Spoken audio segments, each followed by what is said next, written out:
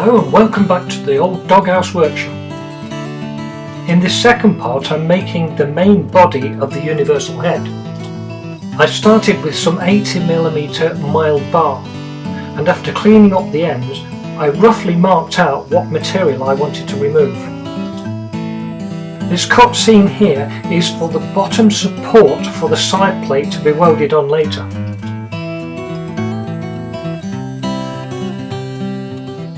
The cutter's getting a bit too warm by the time it gets to the end of each cut, so I've started adding some coolant. At the deepest this recess is 12mm. It's to accommodate the 12mm plate that's going to be the support for the side plate.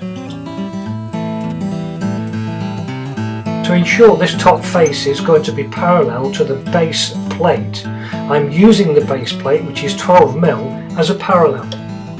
To ensure the workpiece is parallel to the table, I'm taking a very light skim across the top with an end mill cutter. If the result is a parallel track running along the top of the workpiece, then we have a level cut.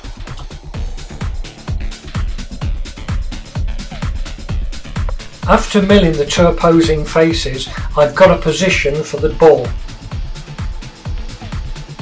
The biggest drill I've got is 30mm. So to get it to the 37.5mm I'm going to have to use the boring bar.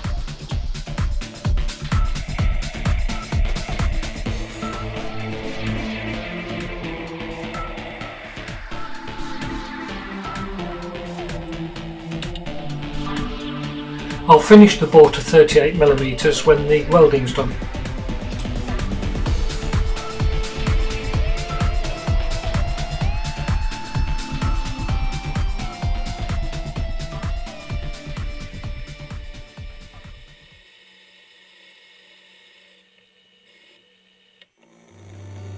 After roughing the bore I felt it necessary to take some material off this side. After all, I want to get a nut and spanner between here and the side plate when it's done.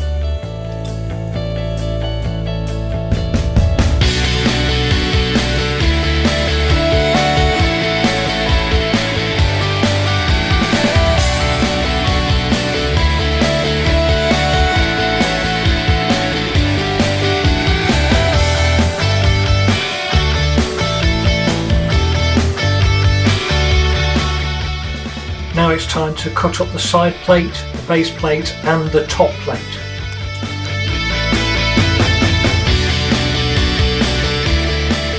Welding's not pretty, but it's functional.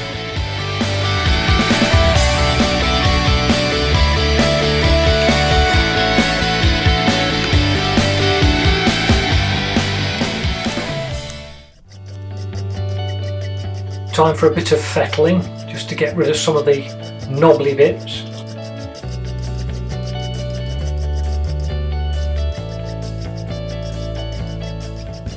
This fettling is hard work.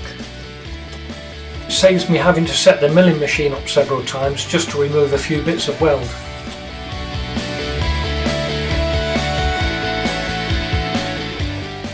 I'm swapping the 3-jaw chuck for the 4-jaw chuck. The shape of this project is such that the 3-jaw chuck just would not cope for this next operation.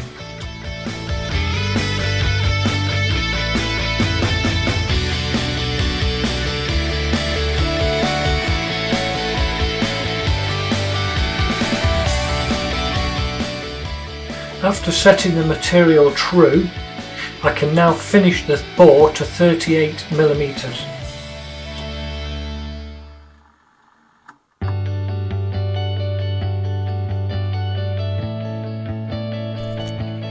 Here I'm cleaning up the end face.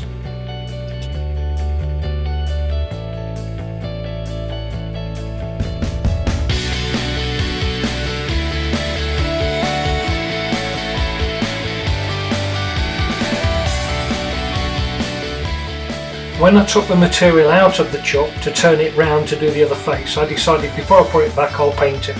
So I painted it black.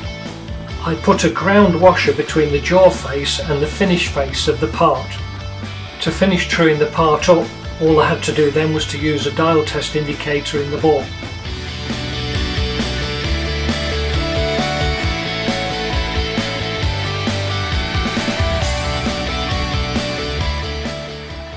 Here I'm using one of my latest acquisitions, which is a blue Wimmet. Well, it's essentially a tungsten carbide brazed on tip.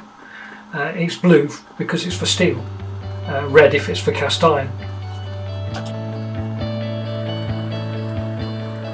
I like these Wimmet tools, they do a good job, they're very versatile.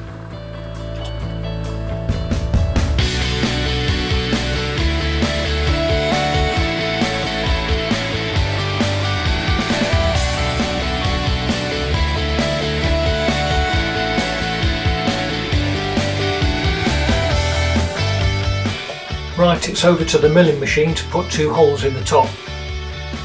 I'm using these dividers to scratch across on the top plate, central to the bore. Accuracy is not important, but to me it just makes it look tidier when it's done.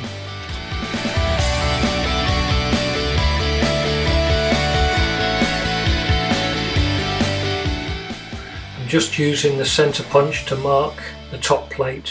I'll use the mark to set the centre drill up. I haven't got any marking ink, so what I use is whiteboard marker. Easily applied, dries quickly, scratches neatly and wipes off. The drawback is it's all too easy to accidentally remove it. Here I'm scribing 2 lines on the top plate that are 15mm away from the edge. I used the centre drill to set up for the y-axis. Now I'm going to line up on the marks that I made, 15mm from each end, and put centre holes in. I've made a note of the X position for this hole, and I'll do the same with the other one. This will allow me to move back and forth as I change to different size drills.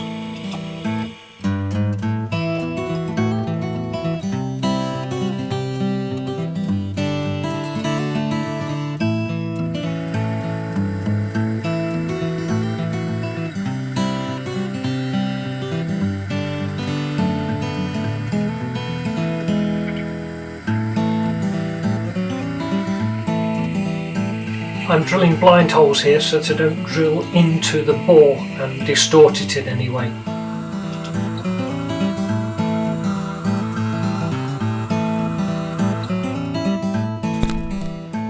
I've just tapped it 12mm. I'm not going to stick truly to the drawing because a lot of the stuff involves getting Whitworth taps and dies, so I'm deciding to just stay with metric.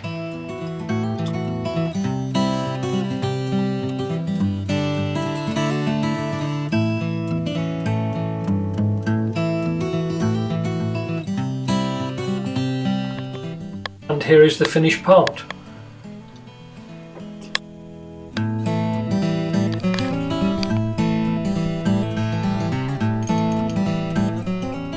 And here it is bolted on the bracket.